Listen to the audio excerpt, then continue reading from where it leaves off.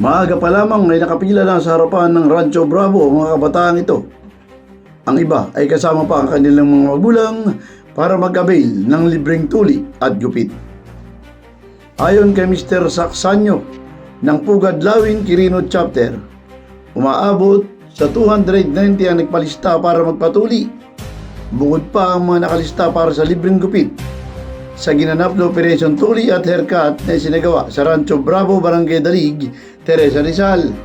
Ang naturang libreng tuli at gupit ay bahagi ng ligasiya umano ng pumanaw na si Mr. Pedro Bravo ng Rancho Bravo na kasalukuyang ipinagpapatuloy ni Mrs. Cecil Bravo at ng kanyang pamilya.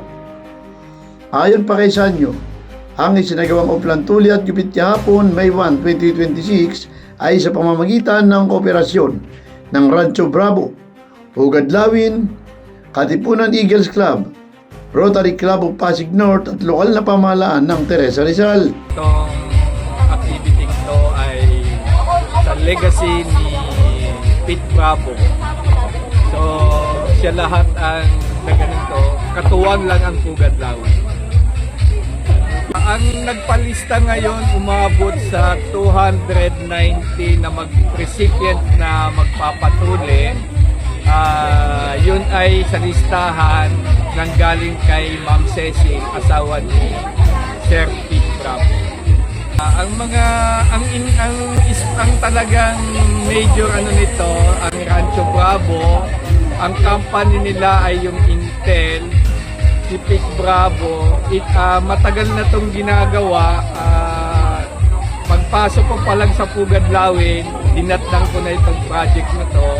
So ipinagpapatuloy lang at ito last month nawala, kinuha na si Pete Bravo, malangit nawa, pero ipinagpatuloy ng kanyang pamilya. So ang mga katuwang dito ay yung Pugad Lawin, Katipunan Eagles Club, Rotary Club of Pasig North, of course ang Pugad Lawin at Rancho Bravo. Naging tradisyon na umano na ang kalalakihan ay sumasailalim sa ganitong proseso at ito ay pinaghahandaan nila taon-taon.